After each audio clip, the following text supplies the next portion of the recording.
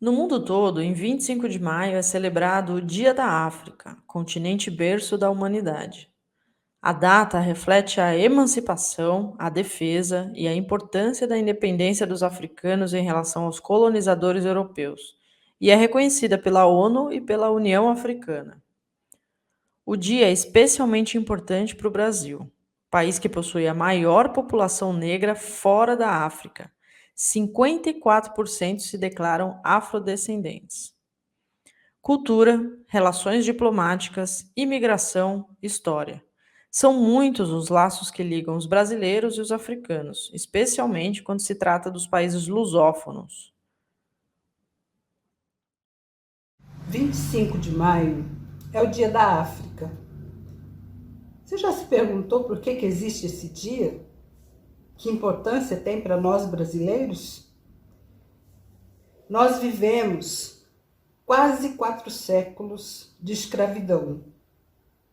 E ainda a nossa cultura é muito africana.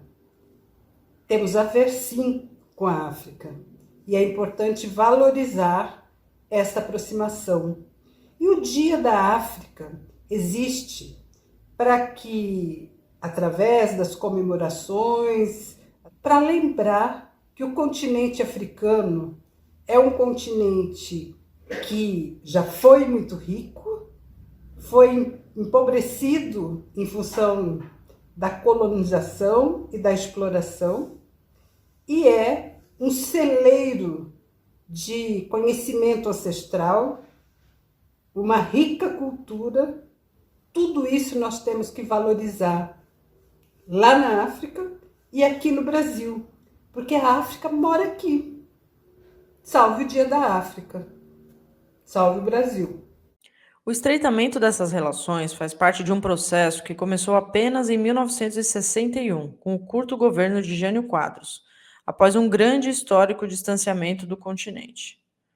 Apesar da ditadura militar no Brasil, o governo Médici, considerado o mais duro do período, enviou um chanceler à África para visitar 7 países em 1972, quando o Brasil comemorava 150 anos da independência de Portugal. Com a Revolução dos Cravos, ocorrida em 25 de abril de 1974 em Portugal, terminava o regime autoritário de Salazar e as colônias portuguesas na África ganhavam a independência. O Brasil foi o primeiro país a reconhecer a independência de Angola. Durante o governo do ex-presidente Luiz Inácio Lula da Silva, os laços diplomáticos foram estreitados de maneira histórica. Foram abertas ou reabertas 19 embaixadas brasileiras no continente. Internamente, as políticas de ações afirmativas para a inclusão de negros e negras em universidades e a retirada de milhões de famílias da extrema pobreza foram iniciativas que beneficiaram especialmente os imigrantes africanos vítimas da escravidão. Em 2003, mais um importante avanço na proximidade entre os povos. Passou a vigorar no Brasil a Lei 10.639, que torna obrigatório o ensino da história e cultura afro-brasileira e africana em todas as escolas, públicas e particulares, do ensino fundamental até o ensino médio. O ex-ministro das Relações Exteriores, Celso Amorim, relaciona a política africana com a condução interna brasileira das políticas de ação afirmativa. Hoje é dia 25 de maio, é dia da África, e nós do Instituto Lula, que temos a Iniciativa África, temos um histórico das relações do Brasil com o continente africano, teremos uma série de vídeos e vamos iniciar com o nosso ministro, eterno ministro, embaixador Celso Amorim. Tamires, muito honrado.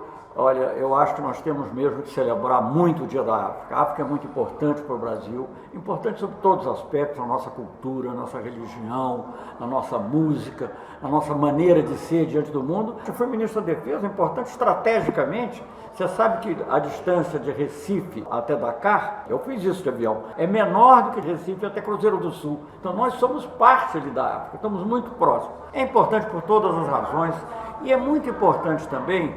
Eu vou dizer uma coisa que me falava a Matilde, que a política africana a ajudou na condução da política de ação afirmativa. E o Brasil não será uma nação verdadeira enquanto nós não tivermos os afrodescendentes, as mulheres, outros, mas no caso principalmente indígenas, etc., mas os afrodescendentes, que são a maioria da população, empoderados.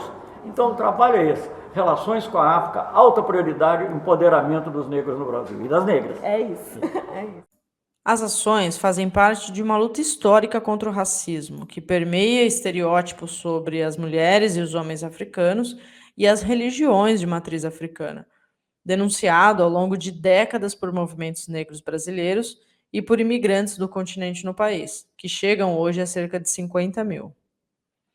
O Dia da África também traz a reflexão sobre os desafios que o continente enfrenta, ponto que foi abordado na fala de Antônio Guterres, secretário-geral da ONU.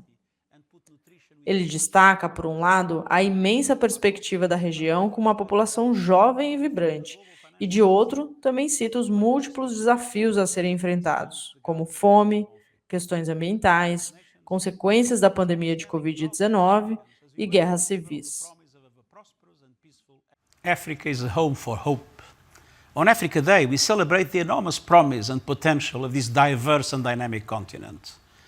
The prospects on the horizon are bright, from Africa's growing and vibrant youth population to initiatives like the African Continental Free Trade Area, the decade of women's financial and economic inclusion, and the African Union's bold vision for the future, Agenda 2063. But today, we are also reminded of the multiple challenges preventing Africa from reaching its full potential, including the COVID-19 pandemic and its devastating impact on African economies, climate change, unresolved conflicts, and a severe food crisis. To compound all this, the war in Ukraine is creating a perfect storm for developing countries, especially in Africa. This crisis is resulting in soaring costs for food, energy, and fertilizer, with devastating consequences on nutrition and food systems, while making it even more difficult for the continent to mobilize the financial resources needed to invest in its people. Pode-se dizer que, além da celebração, o Dia da África leva a reflexões sobre passado, presente e futuro, e principalmente a ações, como a de que o Brasil deve dar ainda mais atenção à cultura e ao povo africano, porque, como já disse Celso Amorim, a África é aqui. Valoroso ativista da luta pela inclusão da população negra, Abdias do Nascimento declarou certa vez, durante seu discurso de posse no Senado Federal: a afirmação da nossa origem africana não implica nenhuma rejeição à nossa identidade nacional brasileira, pela simples razão de que a identidade nacional brasileira também é africana. Eu represento aqui exatamente aquela parte do Brasil que nunca conheceu justiça, que nunca conheceu igualdade. E esta parte do Brasil não está aqui fisicamente presente. Os negros, os descendentes dos africanos, construtores deste país,